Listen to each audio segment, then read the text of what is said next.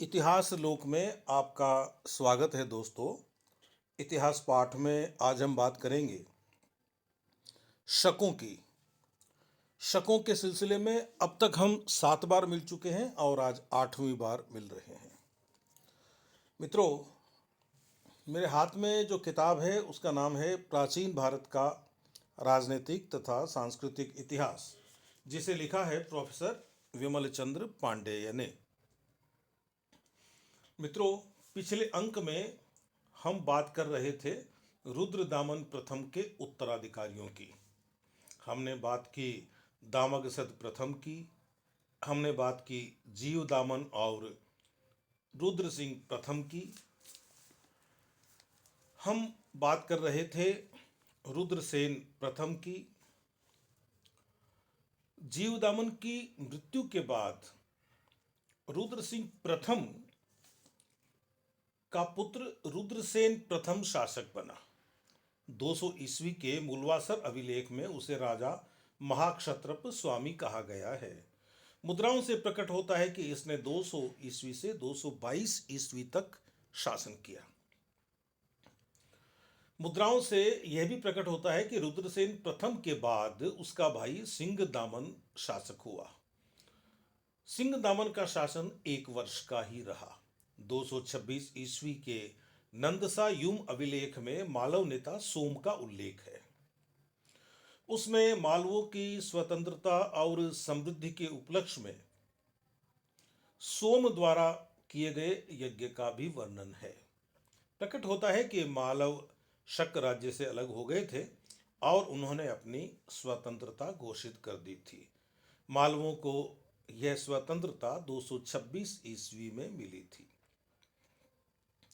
इससे अनुमान किया जा सकता है कि उनका स्वतंत्रता संग्राम 3-4 वर्ष तक चला होगा।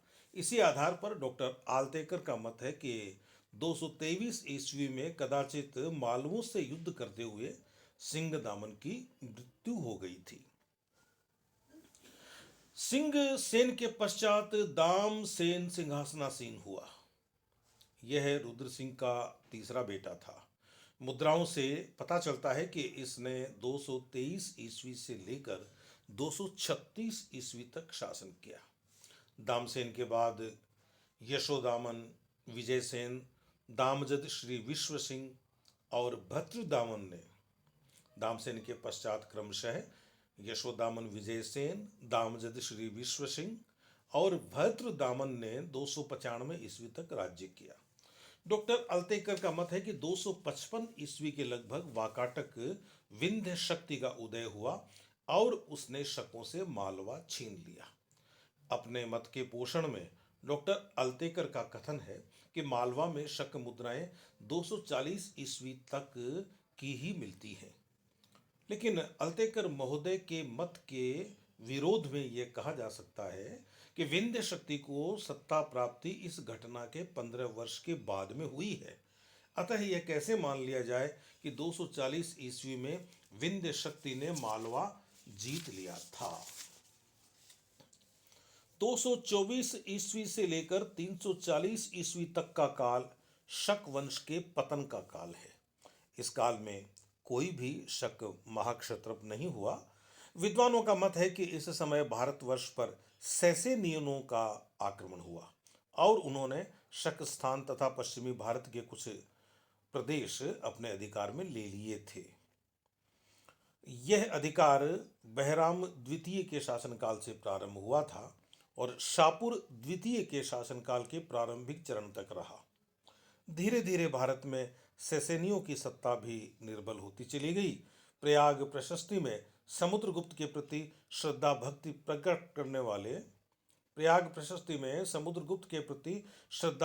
प्रकट करने वाले उत्तर पश्चिम प्रदेश के जिन विदेशियों का वर्णन है उनमें सैसेनियन भी रहे होंगे। सैसेनियन आधिपत्य के बाद शक वंश का पुनरुद्धार हुआ और पश्चिमी भारत में कुछ दिनों तक वे पुनः राज्य करते रहे। शकों के अंतिम नरेश रुद्र सिंह तृतीय को पराजित करके चंद्रगुप्त द्वितीय ने शक राज्य को अपने साम्राज्य में मिला लिया। शक भारत में विदेशी विजेता के रूप में आए, लेकिन भारतवर्ष की ग्रहण शक्ति ने उन्हें अपने समाज में आत्मसात कर लिया। धीरे धीरे अपने विदेशी स्वभाव का परित्याग करके वे पूरी तरह भारतीय बन गए। महाभारत शक द्वीप का वर्णन करते हुए कहता है कि वहां वर्णाश्रम धर्म प्रतिष्ठित है और वहां के निवासी मिथ्याचार, लोभ और ईर्ष्या से मुक्त हैं। महाकाव्य का वर्णन कदाचित उस समय का है जब शक द्वीप के शकों का पर्याप्त रूप से भारतीयकरण हो चुका था और वे ब्राह्मण वर्ण व्यवस्था के अंतर्गत आ गए थे। यही नहीं, टॉलमी ने शक ब्राह्मणों का उल्लेख किया है। पुराणों और महाभारत का भी कथन है कि शक द्वीप के ब्राह्मण मग कहलाते थे। प्रारंभ में मग शकों के पुरोहित थे। कालांतर में वे भारतीय ब्राह्मणों की कोटि में परिगणित होने लगे थे। इसी प्रकार मनु शकों को वृषल क्षत्रियों की कोटि में रखता है। महाभारत का भी कथन है कि शक जाति प्रारंभ में क्षत्रिय थी, परंतु ब्राह्मण संपर्क से अलग हो जाने के कारण शूद्रत्व को प्राप्त हुई। इस कथन में भी ब्राह्मण व्यवस्थाकारों का शक जाति को अपने वर्ण व्यवस्था के अंतर्गत लाने का प्रयास ही परिलक्षित होता है। पतंजलि के मतानुसार शक यद्यपि शूद्र थे, लेकिन वे अस्पृश्य नहीं थे। जिन पात्रों में वे भोजन करते थे वे द्विजातियों के लिए त्याज्य नहीं समझे जाते थे। इस कथन से भी शकों को वर्ण व्यवस्था के अंतर्गत माना जा सकता है। शकों के नाम भी उत्तरोत्तर भारतीय होते चले गए। पश्चिमी भारत के क्षत्रपों जयदामन, रुद्रदामन, जीवदामन, रुद्रसेन, सिंहदामन आदि नाम भारतीय हैं। इन क्षत्रपों के नाम भारतीय हैं। शकों के भारतीयकरण का प्रमाण इस बात से भी मिलता है कि भारतीयों ने उनके साथ विवाह संबंध स्थापित करना भी प्रारंभ कर दिया था। जूनागढ़ अभिलेख से पता चलता है कि महाक्षत्रप रुद्रदामन का सातवाहन नरेश सातकर्णी के साथ निकट संबंध था। कन्हेरी अभिलेख से यह संबंध स्पष्ट हो जाता है। वस्तुतः सातकर्णी रुद्रदामन का दामाद था। नागार्जुनी कोड अभिलेख से पता चलता है कि इक्ष्वाकु नरेश वीर पुरुष दत्त ने उज्जैन के शक नरेश की कन्या रुद्र भट्टारिका के साथ विवाह किया था। Doctor DC. सरकार का अनुमान है कि यह रुद्र भट्टारिका संभवतः रुद्रसेन प्रथम अथवा रुद्रसेन द्वितीय से संबंधित थी। शकों ने भारतीय धर्मों को भी अंगीकार कर लिया था। मथुरा में इस समय के कम से कम 84 जैन अभिलेख प्राप्त हुए हैं। महाक्षत्रप षोडाश के आमोहिनी अभिलेख का उल्लेख जब आता है तो यह बात स्पष्ट होती है। आमोहिनी नामक जैन गृहस्थ नारी का उल्लेख है इस अभिलेख में। दूसरे जैन अभिलेख में अर्हत वर्धमान के प्रति श्रद्धा का प्रदर्शन है। चीनी लेखकों का कथन है कि जब कनिष्क पूर्वी भारत की विजय के पश्चात वापस आ रहा था तो उसने चौड़े और समतल प्रदेश में निर्ग्रंथों यानी जैनियों के बहुसंख्यक स्तूप देखे। इन साक्ष्यों से प्रकट होता है कि तक्षशिला और मथुरा के शक क्षत्रप जैन धर्म के प्रति उदार थे। अभिलेखों से पता चलता है कि उत्तर भारत के शक क्षत्रप बौद्ध धर्म के भी पोषक थे। उनके शासनकाल में मथुरा, तक्षशिला और मनिक्याल बौद्ध धर्म के केंद्र थे। पश्चिमी भारत के शक बौद्ध और ब्राह्मण दोनों धर्मों में समान रूप से रुचि रखते थे। नहपान के दामाद ऋषभदत्त ने दोनों धर्मावलंबियों को अनुग्रहित किया था। कन्हेरी अभिलेख में बौद्ध संघ के लिए करजिक ग्राम के दान का उल्लेख है। यही अभिलेख वारणासा और प्रभास के ब्राह्मणों को दिए गए दान का भी वर्णन करता है। इसी प्रकार नासिक अभिलेख संख्या 12 में बौद्ध संघ ब्राह्मणों और देवताओं को दिए गए दान का उल्लेख है। नासिक अभिलेख संख्या 10 के अनुसार ऋषभदत्त प्रभास, दशपुर, गोवर्धन, शूरपारक और पुष्कर आदि तीर्थ स्थानों पर गया था। उसने वहां स्नान किए थे तथा ब्राह्मणों और भिक्षुओं को दान भी दिए थे। ब्राह्मण धर्म में अनेक संप्रदाय प्रतिष्ठित थे। महाभारत का उल्लेख है कि शक द्वीप में शंकर की पूजा होती थी। रुद्रदामन, रुद्रसेन और रुद्रसिंह के नाम कदाचित शैव प्रतिष्ठा के उदाहरण हैं। प्रभुदामा की सील पर बैल का चित्र भी यही सिद्ध करता है। पतंजलि का साक्ष्य है कि उसके समय में शिव, स्कंद और विशाख की मूर्तियों की पूजा होती थी। कुछ विद्वानों का मत है कि शक मुद्राओं पर शिव पार्वती के चित्र भी मिलते हैं। कुछ अभिलेखों में नाग पूजा के भी उदाहरण हैं। एक अभिलेख में सर्पराज दधिकरण का उल्लेख है। एक अन्य अभिलेख में मथुरा में एक नाग मूर्ति पाई गई है। अनेक विद्वानों का मत है कि शक भागवत धर्म के विरुद्ध थे।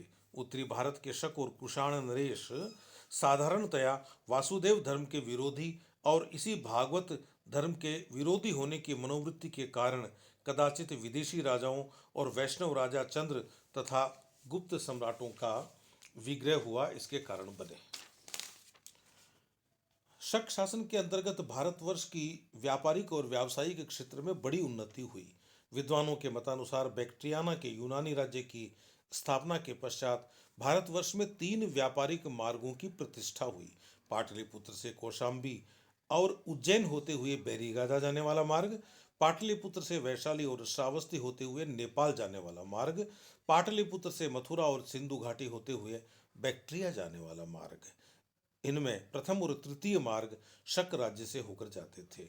रुद्रदामन ने सिंधु सौवीर पर अधिकार करके पश्चिमोत्तर प्रदेशों से जाने वाले मार्गों पर भी अपना प्रभुत्व स्थापित कर लिया था। फ्लीट के मतानुसार दक्षिण भारत में 2 प्रमुख व्यापारिक मार्ग थे। एक मार्ग मछलीपट्टनम से प्रारंभ होता था और दूसरा विनुकोंड से।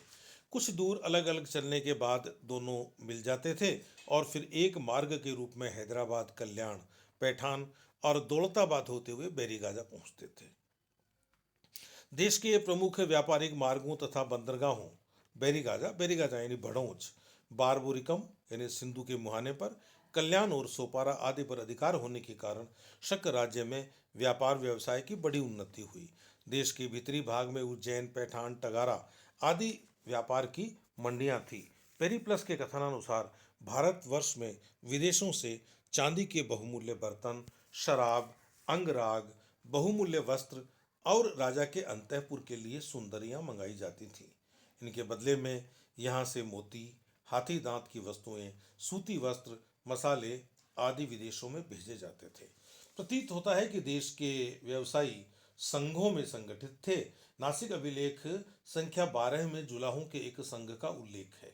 यह संघ बैंक का भी कार्य करता था। ऋषभदत्त ने इस संघ के पास 2000 काशापण जमा किए थे, जिस पर संघ ने 1% प्रति माह ब्याज देने का वचन दिया था। राज्य व्यापारियों पर कर भी लगाता था। रुद्रदामन के जूनागढ़ अभिलेख में शुल्क का उल्लेख है। व्यापारिक गमनागमन में उपनिवेश स्थापना में भी व्यापारिक गमनागमन के कारण उपनिवेशों की स्थापना भी हुई। स्वर्णद्वीप यानी सुमात्रा और यवभूमि यानी जावा में उपनिवेश स्थापना का बीजारोपण इसी काल में हुआ। इसी समय भारतवर्ष, मध्य प्रदेश और चीन का पारस्परिक संबंध घनिष्ठ हुआ। पश्चिमोत्तर मार्गों से व्यापार के साथ साथ सांस्कृतिक आदान प्रदान भी संभव हो सका। सातवाहन वंश के नरेशों ने अपने अभिलेखों तथा अपनी मुद्राओं पर प्राकृत भाषा का प्रयोग किया है, लेकिन पश्चिमी भारत के शक क्षत्रपों ने संस्कृत को प्रोत्साहन दिया। रुद्रदामन का जूनागढ़ अभिलेख विशुद्ध गद्यात्मक संस्कृत में उत्कीर्णित है। रुद्रदामन के उत्तराधिकारियों के भी अभिलेख संस्कृत भाषा में मिले हैं। लेवी का कथन है कि यह धारणा असंगत है कि भारतीय नाटक पर यूनानियों का प्रभाव है। वास्तव में यवनिका से उस पदार्थ का भी बोध हो सकता है जिससे पर्दा बनता था और जो सिंधु नदी के पश्चिम में यवन राज्य में प्राप्य था। लेवी का मत है कि संस्कृत नाटक का शक काल में उज्जैनी में विकास हुआ। इस विद्वान के कथनानुसार नाटक में शकार यानी शालक का चरित्र वास्तव में विदेशी शक नरेशों के प्रति भारतीयों की उपेक्षा का परिणाम है। इसी भावना से प्रेरित होकर भारतीय नाटककार शकार को उपहासात्मक रूप में प्रदर्शित करते थे। काव्य और नाटक को प्रोत्साहन देने के साथ साथ शकों ने संगीत को भी बहुत प्रोत्साहन दिया। रुद्रदामन प्रथम गांधर्व विद्या में प्रवीण था। मातंग ने भी अपनी बहुउद्देशीय में शक मिश्रित और शकाक्ष नामक संगीत का उल्लेख किया है। कदाचित इसी समय शक माध्यम के द्वारा यूनानी ज्योतिष का भारत में विकास हुआ। शकों पर यूनानियों और पारसिकों का बड़ा प्रभाव था। अतः भारतवर्ष में दोनों की संस्कृतियों के सम्मिश्रण को देखा जा सकता है, जो कि शक लेकर आए। उत्तरी शकों की मुद्राएं भी यूनानी मुद्राओं का अनुकरण करती हैं, परंतु इसके साथ साथ अनेक शक नरेशों के नाम पारसिक पहलवीय विदित होते हैं। उनके शासनकाल की क्षत्रप प्रणाली भी भारत से ही आई थी। इन सांस्कृतिक विचारधाराओं को लेकर जब शक भारतीय संस्कृति के संपर्क में आए तो भारतवर्ष पर उनका प्रभाव पड़ना स्वाभाविक था। इस प्रभाव ने भारतवर्ष की रूढ़िवादिता को भारी धक्का पहुंचाया और वह नवीन परिस्थिति में नवीन रूप धारण करने के अनुकूल बन सकी। तो मित्रों, यह था आज का इतिहास पाठ। फिर मिलेंगे। नमस्कार।